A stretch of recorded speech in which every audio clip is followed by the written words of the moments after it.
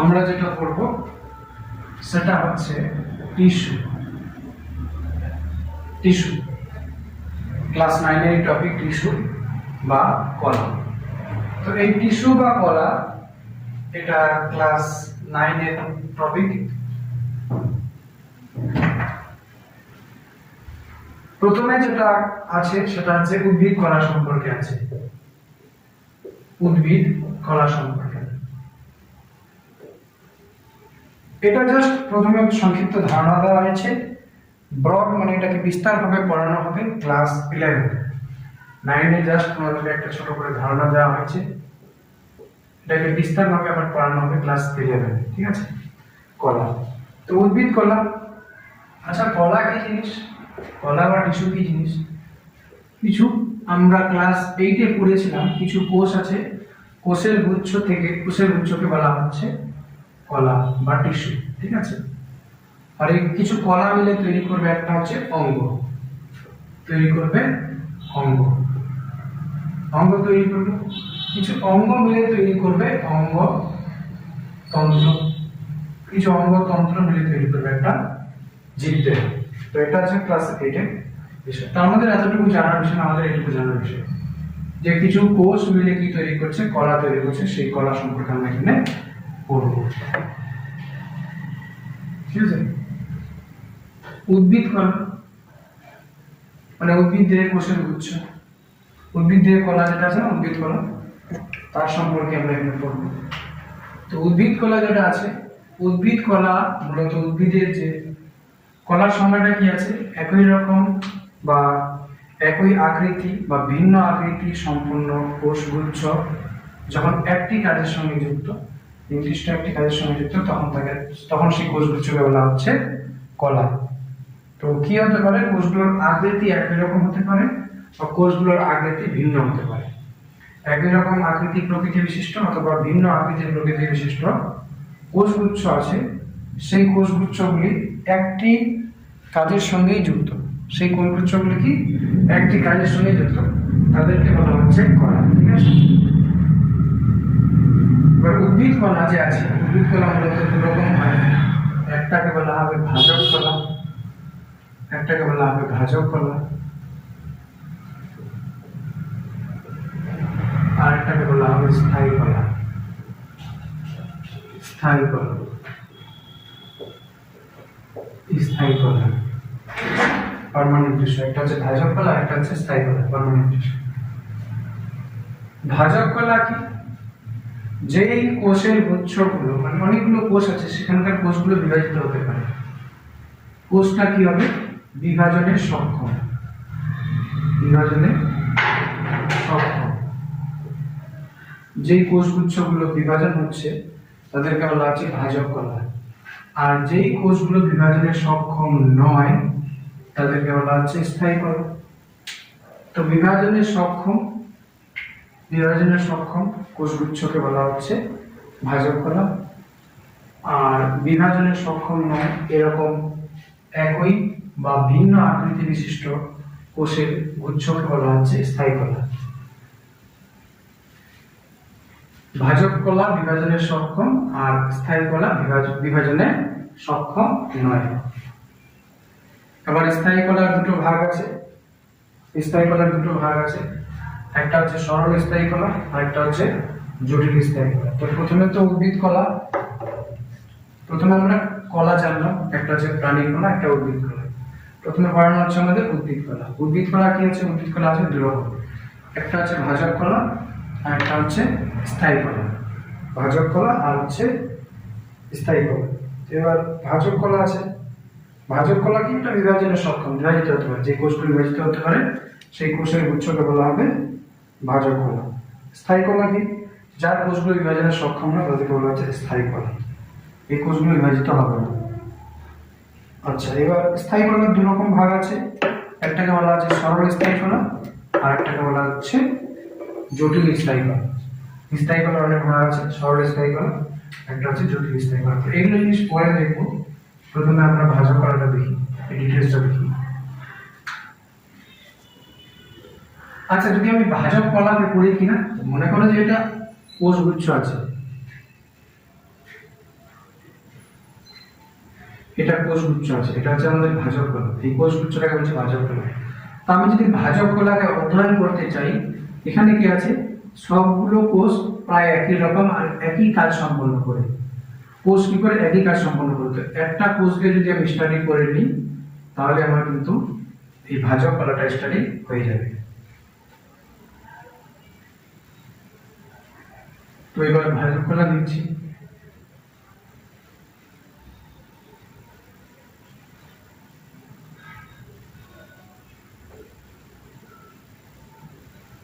ভাজক কলার কোষগুলো কেমন হবে? ভাজক কলার কোষের বৈশিষ্ট্য কি? ভাজক কলার কোষের বৈশিষ্ট্য কি? এক নম্বর বৈশিষ্ট্য হচ্ছে যে এরা কি হবে, বিভাজনে সক্ষম হবে। বিভাজনে সক্ষম হবে। ভাজক কলার কোষগুলো বিভাজিত হয়। ভাজক কলার কোষগুলো কি হয়, বিভাজনে সক্ষম, বিভাজিত হয়। দুই নম্বর কি হবে, ভাজক কলার কোষগুলো বিভাজিত হয়। ভাজক কলার বিভাজিত হয় কিনা, ভাজক কলার কোষগুলো বিভাজিত হয়। এই যে ভাজক কলার যে সাইটোপ্লাজমটা আছে, কোষের যে সাইটোপ্লাজমটা আছে, এটা ঘন হবে আর দানাদার হবে। ভাজক কলার কোষের সাইটোপ্লাজমটা কেমন হবে, ঘন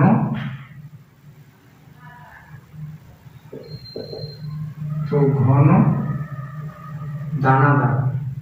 দানাদার কেন, কারণ ভাজক কলার কোষটা যখন বিভাজিত হবে তখন প্রচুর প্রোটিনের প্রয়োজন হবে, প্রচুর ওর মধ্যে অ্যাক্টিভিটি হবে। প্রচুর অ্যাক্টিভিটি হওয়ার জন্য ওখানে রাইবোজোম বেশি আছে, এই জন্য বলা আছে দানাদার। ঘন আর কি হবে, দানাদার সাইটোপ্লাজম, ঘন দানাদার সাইটোপ্লাজম। এবার 3 নম্বর কি আছে, 3 নম্বর হচ্ছে ঘন সন্নিবিষ্ট থাকে। ঘন সন্নিবিষ্ট থাকে। ঘন সন্নিবিষ্ট মানে কি, কোষগুলো খুব কাছাকাছি থাকে। কোষগুলো খুব কাছাকাছি থাকে। এই যেরকম এই কোষগুলো খুব কাছাকাছি আছে, তো এই কোষগুলোর মাঝখানে ফাঁকা স্থান থাকে না। কোষগুলো খুব ঘনভাবে আছে, তো ওদের মাঝখানে ফাঁকা বেশি পাওয়া যাবে না। তো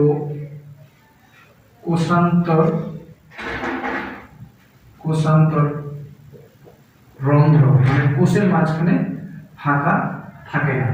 কোষের মাঝখানে ফাঁকা থাকে না, খুব ঘন সন্নিবিষ্ট অবস্থায় থাকে। 3 নম্বর কি আছে, 3 নম্বর তো হবে, এটা 4 নম্বর হবে। ভাজক কলার মধ্যে নিউক্লিয়াসটা সুস্পষ্ট এবং বড় হবে। নিউক্লিয়াসটা সুস্পষ্ট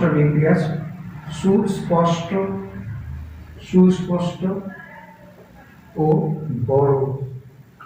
বড় আকৃতির কি হবে, নিউক্লিয়াস হবে। সুস্পষ্ট ও বড় আকৃতির নিউক্লিয়াস হবে। ঠিক আছে, সেম জিনিস আবার গিয়ে পড়তে হবে 11-এ, সেম জিনিস, একদম সেম ভাজক কলার বৈশিষ্ট্য। এনসিইআরটি কেও আছে, ডব্লিউবি বোর্ডেও আছে, সেম কনসেপ্ট। যেটা 9-এ পড়বা কিনা দেখে রাখবো, নাহলে বড়দের বইয়ের সঙ্গে মিলিয়ে নিবা, সেম বৈশিষ্ট্য ওখানে লেখা আছে। সুস্পষ্ট ও বড় নিউক্লিয়াস থাকবে, বিভাজনে সক্ষম হবে, ঘন সন্নিবিষ্ট থাকবে। ভ্যাকুওল থাকে না। ভ্যাকুওল কি হয়, থাকে না। ভ্যাকুওল থাকে না, যদিও থাকে খুব কি হবে, ছোট হবে। ভ্যাকুওল থাকে না, যদিও থাকে খুব ছোট আকৃতির হবে।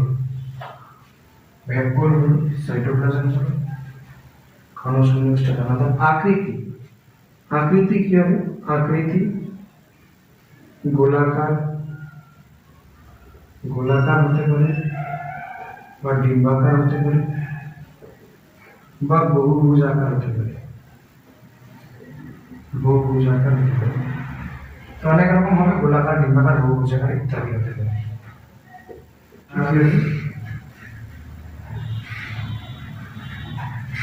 আকৃতিতে খুব ছোট হবে। এছাড়াও কোষ প্রাচীর পাতলা হবে। কোষ প্রাচীর কেমন হবে? কোষ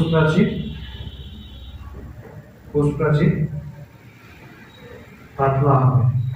কোষ প্রাচীর পাতলা হবে, কোষগুলো কেমন হবে? সজীব কোষ হবে। ঠিক আছে, তাহলে ভাস্কর্যকলা কি হচ্ছে? বিভাজনে সক্ষম ঘন দানাদার সাইটোপ্লাজম যুক্ত ঘন সন্নিবিষ্ট থাকছে, খুব পাশাপাশি থাকছে, কোষান্তরন্ধ্র থাকছে না। সুস্পষ্ট ও বড় নিউক্লিয়াস দেখা যাবে, যে কোষ আছে বড় নিউক্লিয়াস আছে, সুস্পষ্ট দেখা যাচ্ছে নিউক্লিয়াসটা। তো এটাই ভ্যাকুওল। এই যে কোষের মধ্যে ভ্যাকুওল বা গহ্বর, এটা খুব ছোট আছে, যদি থাকে আর নাও থাকতে পারে, এটাই হচ্ছে গল্প। গোলাকার, ডিম্বাকার, বহুভুজাকার, ছোট আকৃতি, কোষগুলো বড় বড় হয় না, ছোট ছোট কোষ হয়। কোষ প্রাচীর পাতলা হবে আর কোষটা সজীব হবে। কোষটা কেমন হবে? সজীব হবে। এটা হলো আমাদের ভাজক কলার বৈশিষ্ট্য।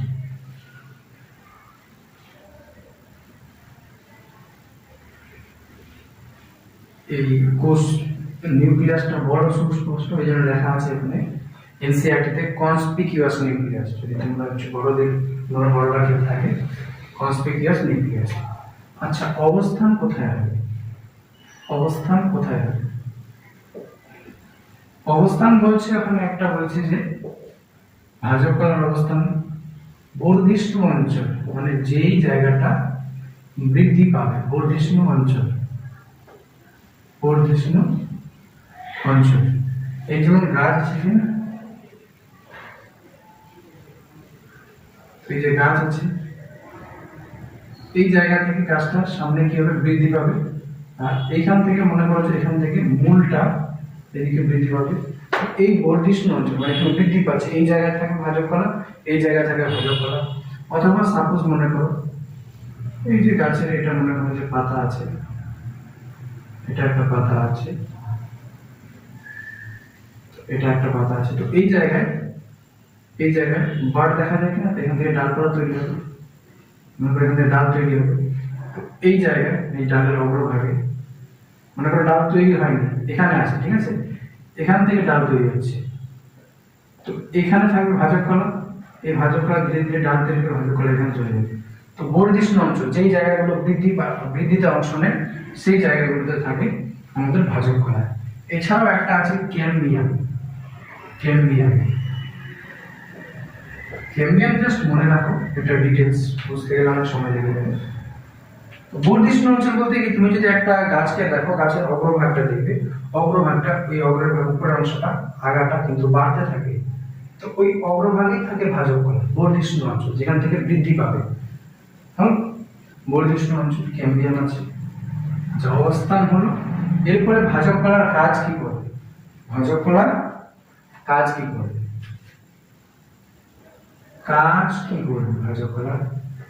ভাজক কলা যেহেতু বর্ধিষ্ণু কিনা, তো বৃদ্ধিতে সাহায্য করবে। কি করবে? বৃদ্ধিতে সাহায্য করবে। বর্ধিষ্ণু অঞ্চলে আছে, তো কি আর করবে? বৃদ্ধিতে সাহায্য করবে। তো কোষের সংখ্যা বৃদ্ধিতে সাহায্য করে, ঠিক আছে। দ্বিতীয় নাম্বার কি? অঙ্গ বৃদ্ধিতে সাহায্য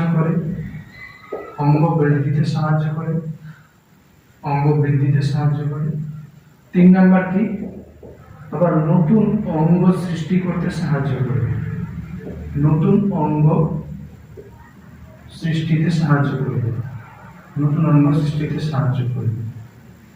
বৃদ্ধি যখন হবে, তো মাইটোসিস পদ্ধতিতে বিভাজিত হবে। কোষগুলো মাইটোসিস পদ্ধতিতে বিভাজিত হয়ে কোষের সংখ্যা বৃদ্ধি করে। ভাজক কলার কোষগুলো মাইটোসিস পদ্ধতিতে বিভাজিত হয়ে কোষের সংখ্যা বৃদ্ধি করে। মনে করো এটা একটা ভাজক কলা আছে, ঠিক আছে, এই কোষ আছে, এই কোষটা মাইটোসিস পদ্ধতিতে বিভাজিত হচ্ছে। কি পদ্ধতিতে? মাইটোসিস পদ্ধতিতে বিভাজিত হয়ে এই যে একটা কোষ থেকে দুটা কোষ হলো, কোষের সংখ্যাটা বাড়বে, মাইটোসিস পদ্ধতিতে বিভাজিত হয়। এটা মাইটোসিস পদ্ধতি কি? এটা ক্লাস 10-এ জানবে, ঠিক আছে। এটা জাস্ট জেনে রাখো যে মাইটোসিস পদ্ধতিতে বিভাজিত হয়ে ভাজক কলার কোষগুলো সংখ্যা বৃদ্ধিতে সাহায্য করে। অঙ্গ বৃদ্ধি, মনে করো যে এটা একটা গাছ আছে, তো এখানে নতুন সবেমাত্র পাতাটা তৈরি হবে, ঠিক আছে। তো এই পাতার মধ্যে প্রথমে যে কোষগুলো থাকবে সেগুলো কিন্তু ভাজক কলাই থাকবে। তো ধীরে ধীরে সেই পাতাটা কি হবে? ধীরে ধীরে মনে করো সেই পাতাটার আকৃতিটা বৃদ্ধি পাবে, ধীরে ধীরে পাতার আকৃতিটা বৃদ্ধি পাবে। মনে করো কিছুদিন পর পাতাটা বড় হয়ে এরকম পরিণত হয়ে গেল, ঠিক আছে। তো পাতাটা প্রথমে ছোট ছিল, প্রথমে এইটুকু জায়গা ছিল, এখন বড়, এইটুকু জায়গা এখন বড় হয়ে গেছে পাতাটা, ঠিক আছে। তো কি করছে, ভাজক কলা ছিল বলেই অঙ্গটা বৃদ্ধি পেয়েছে, ভাজক কলার কোষগুলো বিভাজিত হয়ে পাতার আকৃতিটাকে বড় করেছে, ঠিক আছে। তো এটাই বলছে অঙ্গ বৃদ্ধিতে, পাতা একটা গাছের অঙ্গ, তো পাতাটাকে বৃদ্ধিতে সাহায্য করবে ভাজক কলা, ঠিক আছে। আবার দেখো এখান থেকে নতুন পাতা সৃষ্টি করছে, আবার যখন এই পাতটা আবার উপরে এগিয়ে যাচ্ছে কিনা, তখন আবার নতুন পাতা সৃষ্টি করছে। মনে করো এই পাতটা এগিয়ে চলে গেল, এই পাতটা চলে গেছে এখানে, তো এখানে নতুন পাতা সৃষ্টি করবে, ঠিক আছে। আগের পাতাটার বৃদ্ধি হলো, তো নতুন অঙ্গ সৃষ্টিতে সাহায্য করে, নতুন ডালপালা সৃষ্টিতে সাহায্য করে। এটাই হলো ভাজক কলার কাজ। ভাজক কলার কাজ আর একটা কাজ কি বলছে, যে ভাজক কলা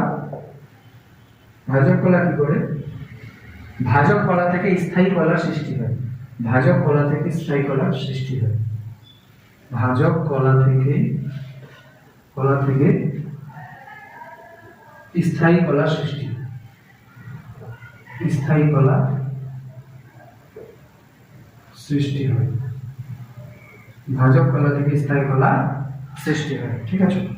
ভাজক কলা থেকে কি হবে, স্থায়ী কলা সৃষ্টি হবে, ভাজক কলা থেকে স্থায়ী কলা সৃষ্টি হবে। এটাই ভাজক কলার কাজ কি, কোষের সংখ্যা বাড়ানো মাইটোসিস পদ্ধতিতে। আচ্ছা, ভাজক কলা মাইটোসিস পদ্ধতিতে বিভাজিত হয়ে কোষের সংখ্যা বৃদ্ধি করে। ভাজক কলা জীবদের অঙ্গ বৃদ্ধিতে, উদ্ভিদের অঙ্গ বৃদ্ধিতে সাহায্য করে। ভাজক কলা উদ্ভিদের মধ্যে নতুন অঙ্গ সৃষ্টিতে সাহায্য করে। উদ্ভিদ কেন হবে, কারণ উদ্ভিদেরই কোষ, উদ্ভিদেরই কলা ভাজক কলা আমরা বলছি। ভাজক কলা কি করে, ভাজক কলা থেকে স্থায়ী কলা সৃষ্টি হয়।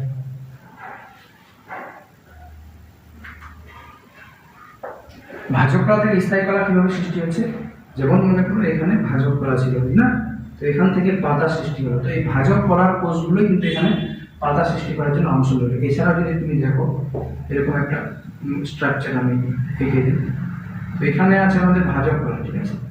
এই যে অংশগুলো কিনা, এইগুলো ভাজক কলা বিভাজিত হয়ে এই অংশগুলো সৃষ্টি করবে। তো ভাজক কলাটা যখন বিভাজিত হয়ে হয়ে এগিয়ে যাবে, ভাজক কলা যখন বিভাজিত হয়ে আরো সামনে এগিয়ে যাবে, তো এখানে ছোট পাতার মতো অঙ্গ সৃষ্টি করছে। তো এই ভাজক কলাগুলোই, কোষগুলোই বিভাজিত হয়ে এখানে পাতা সৃষ্টি করছে, আর এই পাতাটা এখানে পার্মানেন্ট হয়ে যাবে। তো ভাজক কলাগুলো বিভাজিত হয়ে পাতা সৃষ্টি করলো, আর পাতাটা কি হয়ে যাবে, স্থায়ী। তো ভাজক কলা থেকে স্থায়ী পাতা সৃষ্টি হলো, মানে স্থায়ী কলা সৃষ্টি হলো, ঠিক আছে।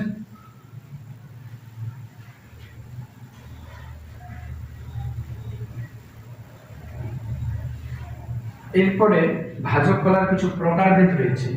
ভাজক কলার প্রকারভেদ রয়েছে। ভাজক কলা কি আছে, প্রকারভেদ। ভাজক কলা কয়েক প্রকার, ভাজক কলার প্রকারভেদ। আচ্ছা, ভাজক কলার প্রকারভেদ, ভাজক কলার প্রকারভেদ কি অনুসারে, অবস্থান অনুসারে। ভাজক কলা কোথায় আছে, অবস্থান অনুসারে, অবস্থান অনুসারে। যেমন আমরা কে কোথায় আছি এই অনুযায়ী একটা প্রকারভেদ করা যেতে পারে। এরা গ্রামের লোক, ওরা শহরের লোক, তাই তো। তো কোথায় আছে অবস্থান, গ্রামে বাস করে তো গ্রামের লোক বলি, শহরে বাস করতে শহরের লোক। একটা সেম আমরা ভাগ করছি, এরা আলাদা ওরা আলাদা, একটা ভাগ করছি জাস্ট। মানুষ তো সবাই একই, কিন্তু আমরা ভাগ করছি, এরা গ্রামের লোক, এরা শহরের লোক। সেরকম অবস্থান অনুসারে। তো ভাজক কলা উদ্ভিদের বিভিন্ন জায়গায় থাকে, সেই অনুযায়ী ভাজক কলাকে তিনটা ভাগে ভাগ করা হয়। একটাকে বলা হবে তোমার কি বলা হবে, অগ্রস্থ ভাজক কলা, অগ্রস্থ ভাজক কলা। আর একটাকে বলা হয় অগ্রস্থ ভাজক কলা, আর একটাকে বলা হয় পার্শ্বস্থ ভাজক কলা, ল্যাটারাল মেরিস্টেম, পার্শ্বস্থ ভাজক কলা, ঠিক আছে। আর একটাকে বলা হয় নিবেশিত ভাজক কলা, নিবেশিত ভাজক কলা, নিবেশিত ভাজক কলা। ডিটেলস গুলো উঁচু ক্লাসে, ঠিক আছে, ডিটেলস উঁচু ক্লাসে। এরপরে আছে আমাদের, এরপরে আছে কি আমাদের, যে ভাজক কলা তো অবস্থান অনুসারে হলো। আর একটা দেখি আমি, যে এটা হচ্ছে উৎপত্তি অনুসারে, উৎপত্তি উৎপত্তি উৎপত্তি অনুসারে দু রকম হয়। একটাকে বলা হচ্ছে প্রাথমিক ভাজক কলা, প্রাইমারি বেন স্টেম, আর একটাকে বলা হচ্ছে গৌণ ভাজক কলা, সেকেন্ডারি বেন স্টেম, গৌণ ভাজক কলা। একটা হচ্ছে প্রাথমিক ভাজক কলা আর একটা হচ্ছে গৌণ ভাজক কলা। প্রাথমিক ভাজক কলাগুলো প্রথমে তৈরি হয় আর গৌণ ভাজক কলাগুলো পরে তৈরি হয়। প্রাথমিক ভাজক কলাগুলো আবার আদি ভাজক কলা প্রোক্যাম্বিয়াম থেকে তৈরি হয়। তো জাস্ট ভাগটা মনে রাখো যে প্রাথমিক ভাজক কলা দুরকম, একটা আছে ভাজক কলা দুরকম, একটা আছে প্রাথমিক ভাজক কলা আর একটা হচ্ছে গৌণ ভাজক কলা। প্রাথমিক ভাজক কলাগুলো কি, এগুলো প্রথমে সৃষ্টি হয়েছিল যখন বীজটা বীজ আছে কিনা, বীজটা অঙ্কুরিত হলো। এই যে বীজ আছে, এই যে একটা বীজ আছে, তো বীজটা এরকম অঙ্কুরিত হলো। তো এগুলো প্রথমে এখানে কিছু ভাজক কলা চলে আসলো, এখানে কিছু ভাজক কলা চলে আসলো প্রথমে। তো এগুলো হচ্ছে প্রাথমিক ভাজক কলা। এরপরে গৌণ ভাজক কলা সৃষ্টি হবে। জাস্ট একটু বলি, যদি বুঝতে পারো তো ভালো, নাহলে এটা উঁচু ক্লাসে বোঝানো হবে। এই যে মনে করো এখান থেকে একটা গাছ তৈরি হবে, ঠিক আছে? এই গাছটা তৈরি হলো, তো এই এখন অগ্রভাগে আছে, এখানে অগ্রভাগে আছে, ভাজক কলাগুলো উপরে চলে গেছে। তো ভাজক কলা উপরে চলে গেছে কিনা, বিভাজিত হতে হতে ভাজক কলাগুলো এখানে কোষের সংখ্যা বাড়াতে ভাজক কলা উপরে চলে গেছে, ঠিক আছে? আর এই জায়গায় পিছনে যে কোষগুলো ছেড়ে দিয়েছে, সেই কোষগুলো এখানে পার্মানেন্ট হয়ে গেছে, স্থায়ী কলা হয়ে গেছে। এখানে কোষগুলো পার্মানেন্ট হয়ে গেছে, আর ভাজক কলা বিভাজিত হতে হতে উপরে চলে গেছে। পিছনে যে কোষগুলো ছেড়ে দিল কিনা, এই পিছনে যে কোষগুলো ছেড়ে দিল, এগুলো হচ্ছে স্থায়ী কলা, ঠিক আছে? তো গাছটা যখন আরো বাড়বে কিনা, তো এখানে এই গাছটা একটু তার চওড়াটা বাড়ানো দরকার। কারণ কি, যখন গাছটা বৃদ্ধি পাবে, তো গাছের মধ্যে এমনি থেকে যদি গাছের জল যেটা শোষণ করতো, গাছটা যদি আরো বৃদ্ধি পায় কিনা, তো গাছের বেশি করে জল লাগবে। এই জন্য বেশি করে এখানে ভিতরে জাইলেম ফ্লোয়েমের পাইপ দরকার হয়, যার মাধ্যমে জল খাবার যাওয়া আসা করবে। জল উপরে যাবে, খাবার নিচে আসবে। তো এখানে যখন গাছটা বেশি বড় হয়ে যাবে কিনা, তো এই জায়গায় এই মাঝখানটায় নতুন করে আবার জাইলেম ফ্লোয়েমের পাইপ দরকার হবে, জাইলেম ফ্লোয়েমের নালিকা বাহিনীর দরকার হবে, ঠিক আছে? তো জাইলেম ফ্লোয়েমের নালিকা বাহিনী তৈরি করার জন্য এই যে গাছটা আছে, এখানকার কোষগুলোকে নির্দেশ দিবে যে তোমরা স্থায়ী কলা আছো, তো তোমরা আবার ভাজক কলায় রূপান্তরিত হও। তো স্থায়ী কলা থেকে যে ভাজক কলাগুলো তৈরি হবে, তাদেরকে বলা হবে গৌণ ভাজক কলা। না বুঝলেও চাপ নিয়ে লাভ নেই, জাস্ট মনে রাখবে প্রথমে যে ভাজক কলাগুলো তৈরি হচ্ছে সেগুলো হচ্ছে প্রাথমিক ভাজক কলা, পরে যে ভাজক কলাগুলো তৈরি হচ্ছে সেগুলো হচ্ছে গৌণ ভাজক কলা। এটা ডিটেলস আছে, উঁচু ক্লাসে আছে, অনেক ডিটেলস আছে কিভাবে গৌণ ভাজক কলাটা সৃষ্টি হচ্ছে। গৌণ ভাজক কলার ব্র্যাকেটে দেখবে যে স্থায়ী ভাজক কলা থেকে সৃষ্টি হচ্ছে, মনে রাখবে জাস্ট গৌণ ভাজক কলা স্থায়ী ভাজক কলা থেকে সৃষ্টি হয়েছে। তাহলে ভাজক কলার গল্প কিন্তু এই অবধি শেষ। এরপরে বলছে স্থায়ী কলা। স্থায়ী কলা কি আছে? স্থায়ী কলা কি? স্থায়ী কলা হচ্ছে আমাদের যে কলাগুলো, যে কলার কোষগুলো যখন একই বা ভিন্ন আকৃতির কোষের গুচ্ছটা একটি কাজের সঙ্গে যুক্ত, তাদেরকে বলা হচ্ছে স্থায়ী কলা। আচ্ছা, আমি কি বললাম যে একই বা ভিন্ন মানে আলাদা আলাদা কোষের গুচ্ছ কি হচ্ছে? একই কাজের সঙ্গে যুক্ত, একই কাজে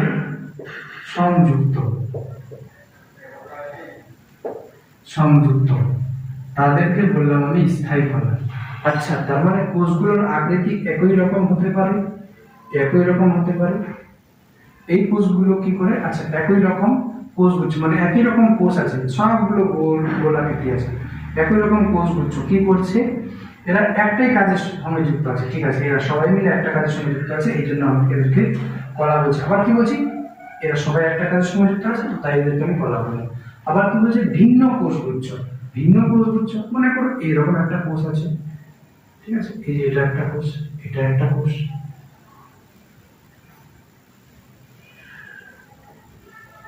তো এখানে তো আমি দুই রকম কোষ দেখতে পাচ্ছি।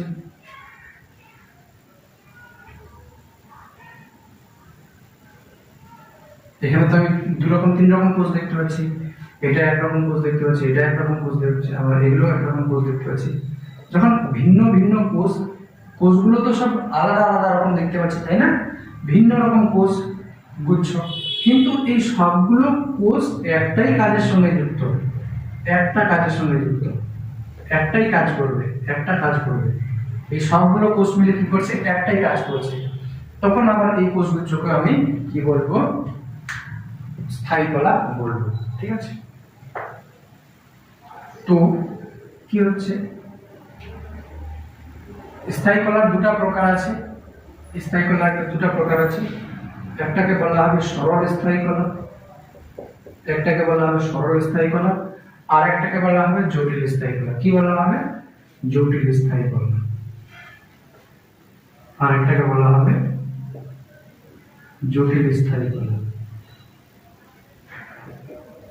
সরল স্থায়ী কলা আর একটা হচ্ছে জটিল স্থায়ী কলা। আচ্ছা, সরল স্থায়ী কলা আর কি বললাম? জটিল স্থায়ী কলা। সরল স্থায়ী কলা কি জিনিস? এখানে একই রকম কোষ আছে, সবগুলো কোষ প্রায় একই রকম, একই আকৃতি সম্পন্ন, একই আকৃতি সম্পন্ন আর একই কাজের সঙ্গে সংযুক্ত, তাদেরকে বলা হচ্ছে সরল স্থায়ী কলা। একই আকৃতি বা প্রকৃতি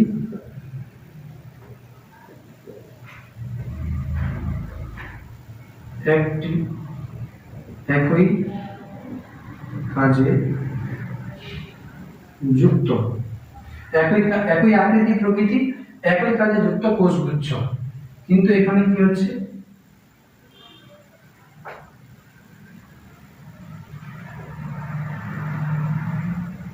ভিন্ন আকৃতি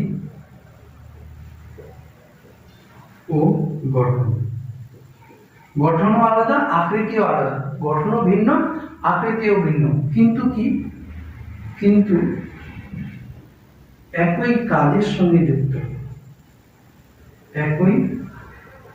একই কাজের সঙ্গে যুক্ত।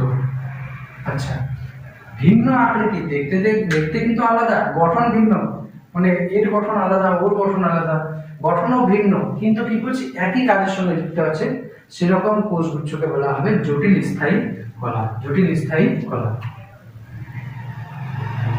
আচ্ছা, প্রথমে সরল স্থায়ী কলা। সরল স্থায়ী কলার আবার তিনটা ভাগ আছে। সরল স্থায়ী কলার তিনটা ভাগ আছে, একটাকে বলা হবে প্যারেনকাইমা, আরেকটা আছে কোলেনকাইমা, আরেকটা আছে স্ক্লেরেনকাইমা। আর জটিল স্থায়ী কলাকে বলা হয় আবার পরিবহন কলা। কি বলা হয়? পরিবহন কলা। পরিবহন কলা, ঠিক আছে? পরিবহন কলা। জটিল স্থায়ী কলাকে বলা হয় পরিবহন কলা। জটিল স্থায়ী কলা আবার দুই রকম হয়, একটা হচ্ছে জাইলেম আর একটা হচ্ছে ফ্লোয়েম। জাইলেম আর একটা হচ্ছে ফ্লোয়েম। তাহলে প্রথমে সরল স্থায়ী কলার যতগুলো ভাগ আছে সেগুলো দেখে নিই, তাই তো?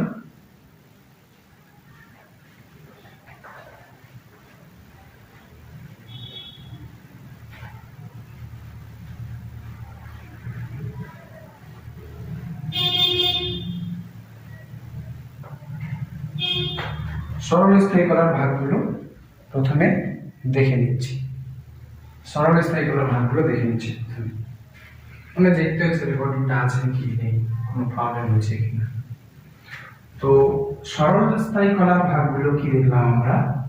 সরল স্থায়ী ভাগগুলো দেখলাম আমরা যে প্যারেনকাইমা, প্যারেনকাইমা, আরেকটা আছে কোলেনকাইমা,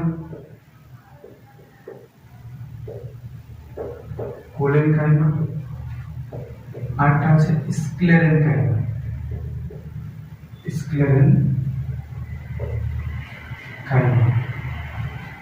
প্যারেনকাইমা, আচ্ছা বৈশিষ্ট্য নিয়ে এদেরকে দেখে নিচ্ছি। প্রথমে এদের বৈশিষ্ট্য কি আছে। বৈশিষ্ট্য, প্যারেনকাইমা কোষের বৈশিষ্ট্য কি? প্যারেনকাইমা কোষগুলো হয় সজীব প্রকৃতির। প্যারেনকাইমা কোষ কেমন হয়? সজীব প্রকৃতির, সজীব, লিভিং। ঠিক আছে। কোলেনকাইমা কোষগুলো কেমন হবে? কোলেনকাইমা কোষগুলো সজীব। এটা নিট 2024-এর প্রশ্ন, এন্ড দিয়ে দিলাম। এইটুকু জিনিস জানলে 2024-এ নিটের একটা প্রশ্নের স্টেটমেন্টের একটা পার্ট সলভ হয়ে যেত। ঠিক আছে, মানে কোশ্চেনের অবজেক্টটা সলভ হয়ে যেত, আর ভালো জিনিস ছিল ওটা। তো প্যারেনকাইমা কোষগুলো সজীব, কোলেনকাইমা কোষগুলো সজীব। কোলেনকাইমা যে কলা আছে তার কোষগুলো সজীব। স্ক্লেরেনকাইমা কোষগুলো হচ্ছে মৃত, ডেড। ঠিক আছে। এবার প্যারেনকাইমার কোষগুলো কেমন? কোষ প্রাচীর। আচ্ছা, এর কোষ প্রাচীর কেমন? এর কোষ প্রাচীর হচ্ছে পাতলা। প্যারেনকাইমার কোষ প্রাচীর হচ্ছে পাতলা ও নরম বা কোমল। ঠিক আছে, कोमल त्वचा है ना। और वैसे देखिए कोमल त्वचा पाने के लिए ये क्रीम यूज करें, फलाना क्रीम यूज करें, चिंताना क्रीम यूज करें। तो पातला और नरम প্যারেনকাইমা। ঠিক আছে। কোলেনকাইমার কোষগুলো কি হবে? অসমভাবে, অসমভাবে, অসমভাবে, দেখো কাণ্ড, অসমভাবে, অসমভাবে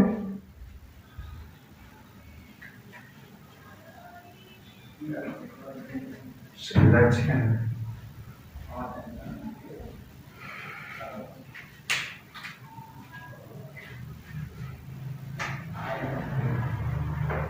তো পাতলা ও নরম, পাতলা ও নরম। এরপর আসছে কি, এই যে কোলেনকাইমাগুলো এগুলো হচ্ছে অসমভাবে, অসমভাবে স্থূল, অসমভাবে স্থূল ও দৃঢ়। এখানকার কোষগুলো ছিল নরম, এখানকার কোষগুলো হচ্ছে দৃঢ়, শক্ত। আর এখানকার কোষের কোষ প্রাচীর হচ্ছে পাতলা, কিন্তু অসমভাবে এদের স্থূল। মানে পাতলা বলতে এই যে কোষ প্রাচীর এরকম পাতলা, একটু বড় করে দিই ভাই, এরকম কোষ প্রাচীর পাতলা, কিন্তু এর কোষ প্রাচীর দৃঢ়, অসমভাবে স্থূল। মানে মোটা, কিন্তু সব জায়গায় সমানভাবে মোটা না, স্থূল। যেমন মনে করো এখানে একটু বেশি স্থূল, এখানে একটু বেশি স্থূল, এখানে কম স্থূল, এখানে মনে করো বেশি স্থূল, এখানে বেশি স্থূল, এখানে বেশি স্থূল। এরকম বলছে অসমভাবে স্থূল। কি বলছে? অসমভাবে স্থূল, সব জায়গায় সমানভাবে মোটা না। বহুত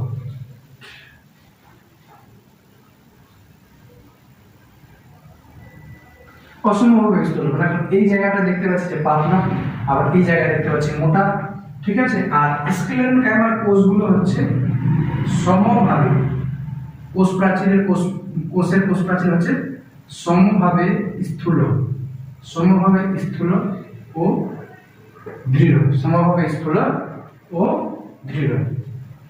কোষ প্রাচীর হলো কোষান্তর রন্ধ্র, কোষান্তর, কোষান্তর রন্ধ্র। মানে কোষান্তর রন্ধ্র মানে কি? যে দুটা কোষ আছে, এই যে একটা কোষ আছে, এই যে একটা কোষ আছে, এদের মাঝখানে ফাঁকা জায়গা আছে, আরো একটা কোষ দিয়ে দিচ্ছি। এই তিনটা কোষের মাঝখানে এটুকু ফাঁকা জায়গা আছে, তো এটাকে বলবো আমি কোষান্তর রন্ধ্র। কি বলবো? কোষান্তর রন্ধ্র। আচ্ছা, আবার দেখো এটা একটা কোষ আছে, এটা একটা কোষ আছে, আবার এটা একটা কোষ আছে। এই তিনটা কোষের মাঝখানে কি কোনো ফাঁকা দেখতে পাচ্ছি? না, নেই। তাহলে এখানে কোষান্তর রন্ধ্র নেই, বা কোষের মাঝখানে ফাঁকা নেই। আর এখানে কোষান্তর রন্ধ্র বা কোষের মাঝখানে ফাঁকা আছে। তো ওটা হচ্ছে কোষান্তর রন্ধ্র। প্যারেনকাইমার মধ্যে কোষান্তর রন্ধ্র দেখা যায়, দেখা যায়। ঠিক আছে। এবার কোলেনকাইমার মধ্যে কোষান্তর রন্ধ্র, কোষান্তর রন্ধ্র এখানে দেখা যেতেও পারে, আবার নাও পারে। ঠিক আছে। আর স্ক্লেরেনকাইমার মধ্যে কোষান্তর রন্ধ্র দেখা যায় না, দেখা যায় না।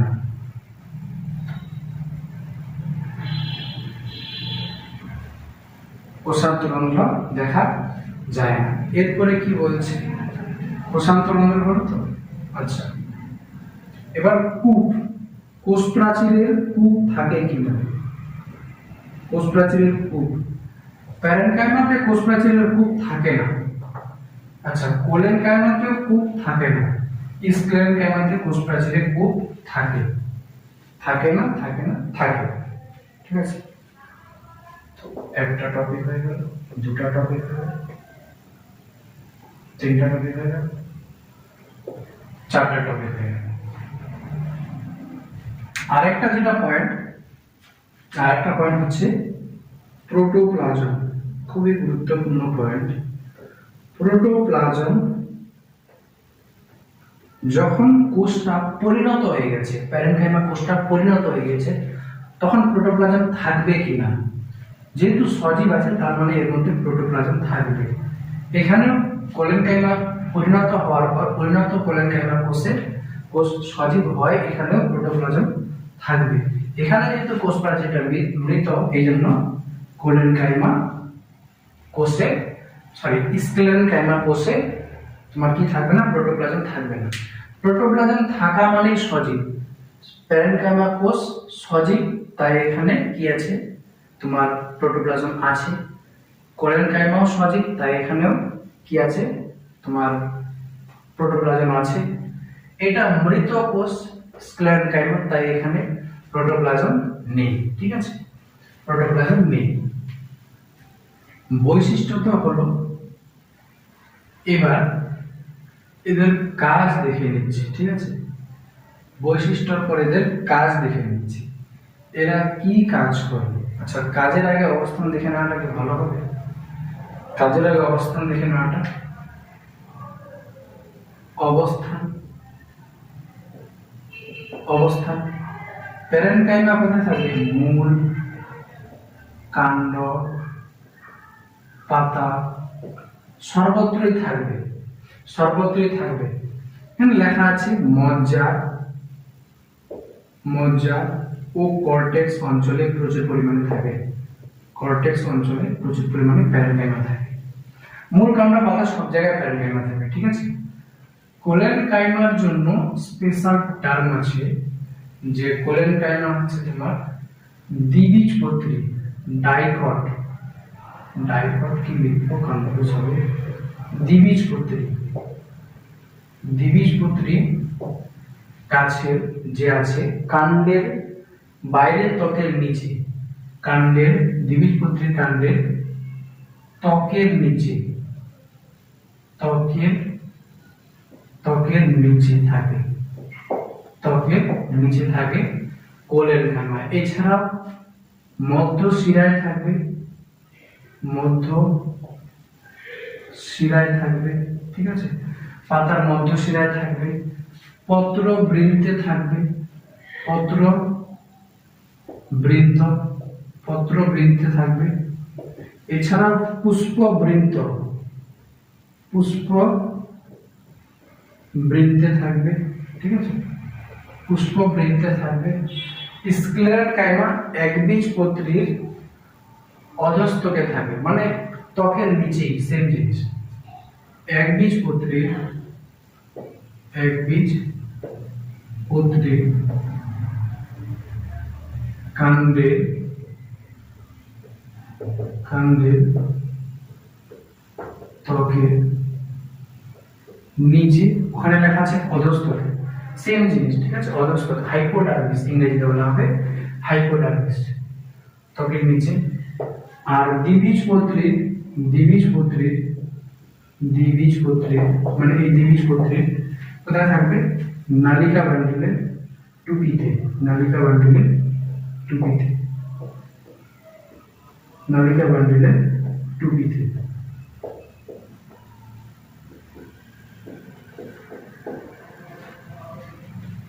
আচ্ছা, এই জিনিসটা বলি যে এটা মনে করে একটা ডাইকট উদ্ভিদ আছে,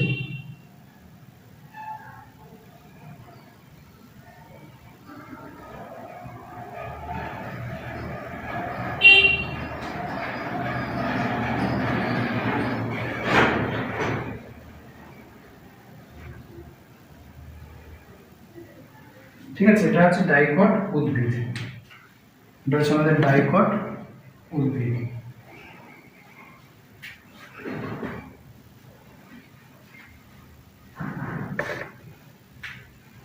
পাতার মধ্য শিরায় আছে না, তার মানে এই মিডিল বরাবর থাকবে।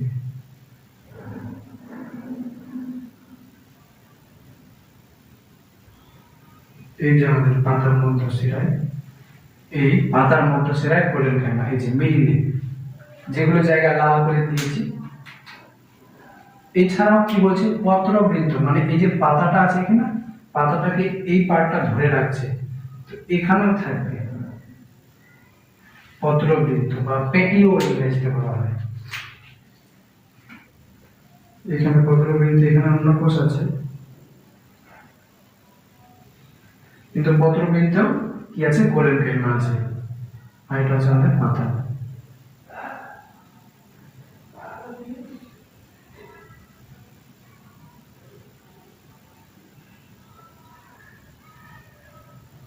ঠিক আছে, আচ্ছা, কাণ্ডের ত্বকের নিচে, মানে দ্বিবীজপত্রীর কাণ্ডের ত্বকের নিচে, কাণ্ডের ত্বকের নিচে মানে এই যে কাণ্ডটা আছে কিনা, এপিডার্মিস,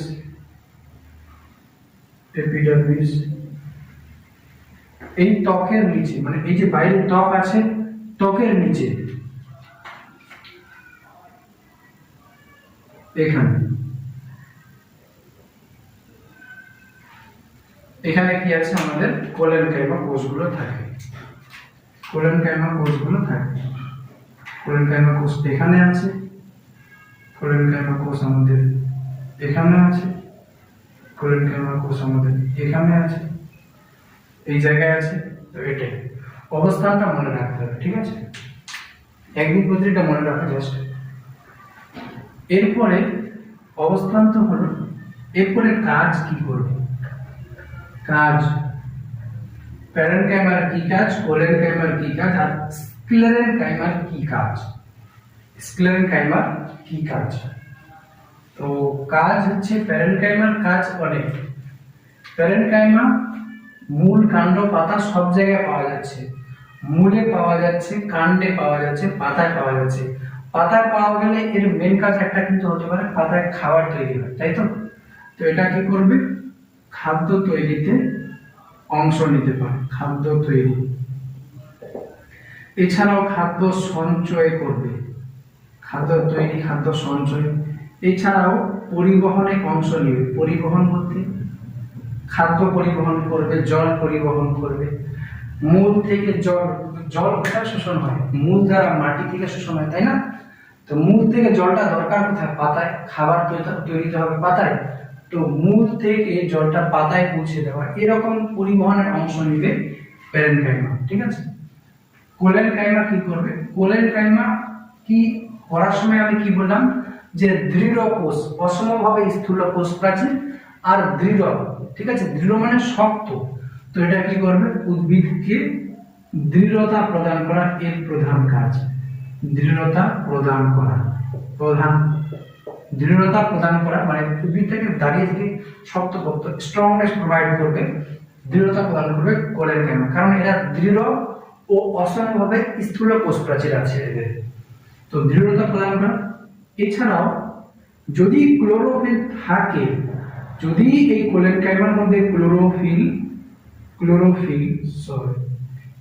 ক্লোরোপ্লাস্ট, যদি ক্লোরোপ্লাস্ট থাকে, ক্লোরোপ্লাস্ট কি, তাহলে বেশি ভালো হবে। ক্লোরোপ্লাস্ট, যদি কোলেনকাইমা কোষে ক্লোরোপ্লাস্ট থাকে, তাহলে কি করবে, খাদ্য তৈরি করবে, ঠিক আছে, তাহলে খাদ্য তৈরিতে অংশ নেবে। কিন্তু কোলেনকাইমার মেইন কাজ, প্রধান কাজ কি, গাছটাকে দৃঢ়তা প্রদান করবে, যেন গাছটা শক্তভাবে দাঁড়িয়ে থাকতে পারে, এরকম কিছু, ঠিক আছে। আর স্ক্লেরেনকাইমার কাজ শুধু দৃঢ়তা প্রদান করা, শুধুমাত্র দৃঢ়তা প্রদান করা, দৃঢ়তা প্রদান করা, এটা হচ্ছে আমাদের স্ক্লেরেনকাইমার কাজ, স্ক্লেরেনকাইমার কাজ। তো এটা স্থায়ী করা হলো, এরপরে হবে জটিল স্থায়ী।